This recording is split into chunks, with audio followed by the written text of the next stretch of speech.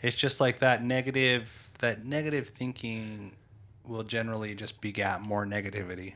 Yeah. It's like I'll be in that moment where I feel uncomfortable. I identify it as boredom. I pull out my phone, and that now is like 100% what I do first, or what I think about doing first, right? Is reaching for my phone. Like, this is some sort of entertainment.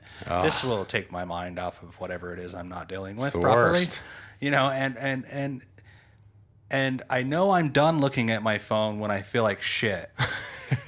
You know what I mean? It's like I go through my phone and all of a sudden I see, all the rhetoric that's on social media, or the people that I'm jealous of or envious of, or, just whatever. Like at some point, like you said, I'm not measuring up.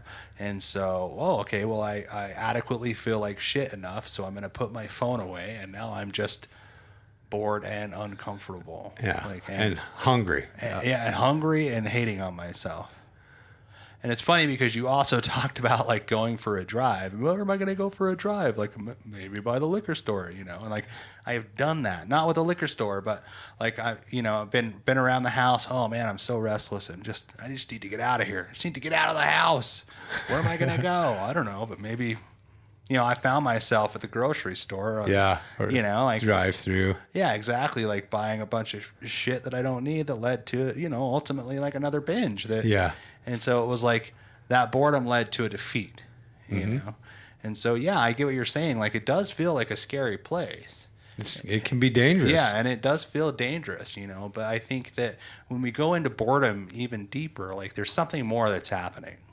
You know what I mean? Like there is something outside of quote unquote boredom that's occurring.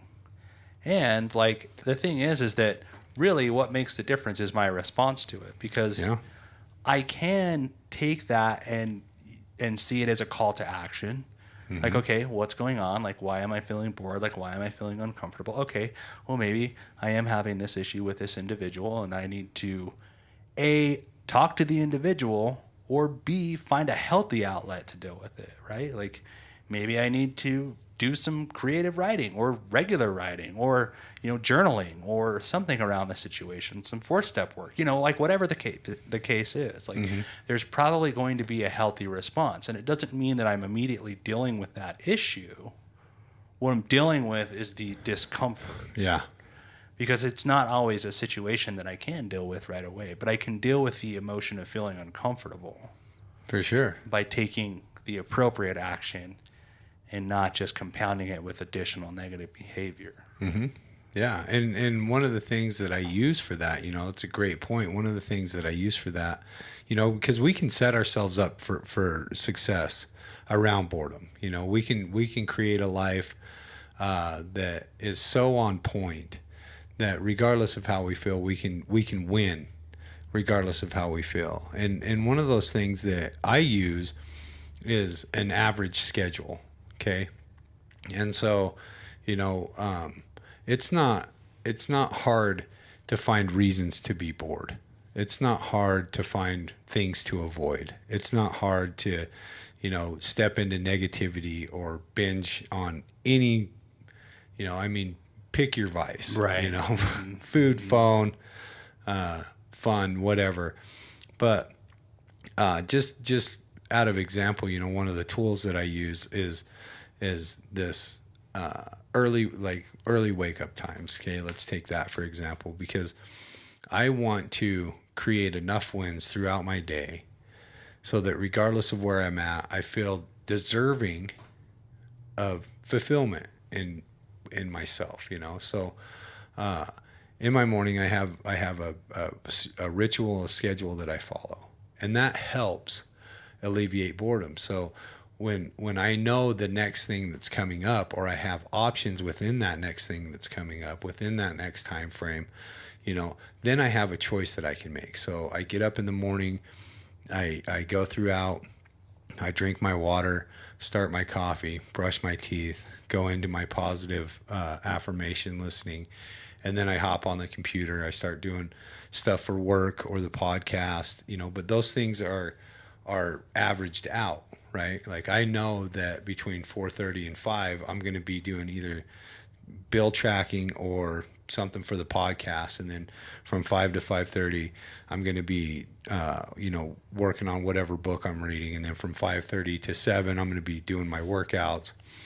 And if I do that, if I have that in place, it's a safety net for me from getting bored, because I'll finish one thing and I'll go, okay, and now I can just sit here. Sure. Or I can step into the next thing that needs to be done. And like through experimentation and practice and failure, I found that like doing the next thing that needs to be done on the list, having the list and doing the next thing on it makes me feel better than not doing it. And then go throughout my day, I know that I'm going to be going to work, and then I know after work there's some things that need to be done. And if I have those things scheduled out, if I have those things already in place, whatever I'm doing with the kids or for dinner or bath time, my evening ritual, I know that every day I'm going to call you, I'm going to call another alcoholic. Every day throughout that day, I'm going to do something for the podcast. I'm going to do something for my career. I'm going to do something for my family. I'm going to do something for service. And so like having those fail safes create some type of like safe, it's a safety net from boredom, because I think boredom is dangerous. Yeah. I'm afraid of it. I'm afraid of where it can lead me. Like what if I get so fucking bored I decide that I'm going to drink? Right. God, what a scary thing to do. Sure. You know, so we can set ourselves up to be, somewhat prepared for that, because we know it's coming. Yeah.